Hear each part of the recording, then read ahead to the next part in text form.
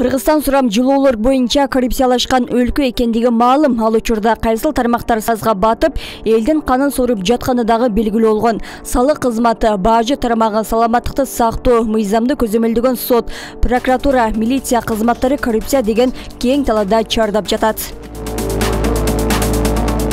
Бул талаада сайраңдаган Бишкек мэриясынын кызматкери Мирлан Амантуров дагы бар. Ал бул багытта ишенип берген мүлктү ыйгарып алуу беренеси менен кармалды. Иликтөө малында 2015-2019 жылдар аралыгында Амантуров колдогон компанияларга 100 миллион сомдук муниципалдык заказдар берилгени белгилүү болгон. Бирок жумуштар толук көзөмөлдөө аткарылган эмес. Шектүү 29 декабрда кармалып, УКМКнын убактылуу кармоочу жайына киргизилди. Ал 2019-2020 жылы мэрдин орун басары болгон. Мен ушул азыр Камчыбек Ташиевдин жүргүзүп аткан саясатын, жүргүзүп аткан ишин колдойм. Анткени биз коррупцияга белчебизден батканбыз. Кокобузга чейин келип турат. Биз ошол момундай бир немеге малма деп коет кыргыздар ушуну. Ошонун ичинде турабыз.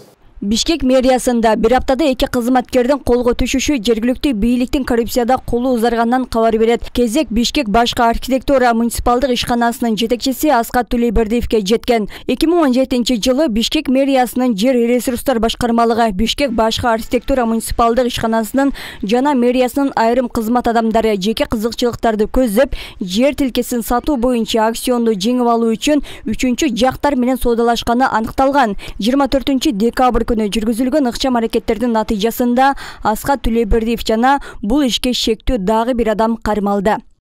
Башка мамлекеттер бажыдан бай бутка турса, Кыргызстан сазга кептелген. Бул тармакта эмгектенген ар бир жарандын акысы бар делген айын кептер тарап жүрөт. Ал сөз куру болгон жок. Коопсуздук кызматы жайган тургу мамлекеттик бажы кызматынын түштүк батыш бажысынын инспектору $1000 пара алып жаткан жеринен кармалды. Бул жаран 48 жашта. Дареге алыс барбай эле Жогорку Кеңештин депутаты Сагындык Келдибаевдин бир тууганы экендиги маалым болду. Шектүү Кыргызстандын аймак аркылуу жүк ташуучу транспорт каражаттарынын транзиттик жол менен өткөрүү үчүн жеке ишкерден акча талап кылган.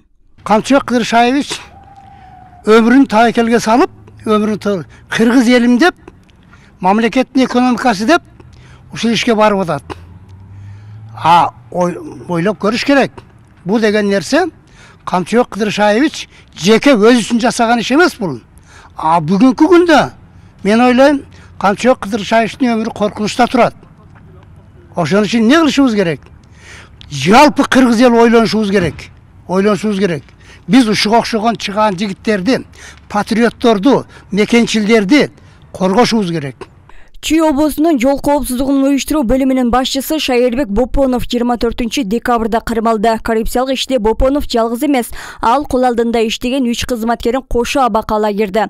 Атайын кызмат алар актылык бекетиндеги коррупциялык схемага тиешеси болгон дешет. Документ текшерилмиш болуп, жүк ташыган айдоочулардан дайыма 505 000 сом алып турушкан деп эсептешет. Атайын кызмат бир күндө бул бекет аркылуу 100-200 автомашина жүк алып өтөрүн белгилеп, жемкорлук схемасы боюнча иликтөө ишин жүргүзүп жатат. Чүй областык ички иштер башкы башкармалыгынын жол коопсуздугунун кыймылын камсыздоо башкармалыгынын 3 инспектору кармалды. Бул коррупциялык схемага тиешеси бар болгон Чүй областык ички иштер башкы башкармалыгынын жол кыймылынын коопсуздугун камсыздоо башкармалыгынын башчысы милициянын полковниги кармалды.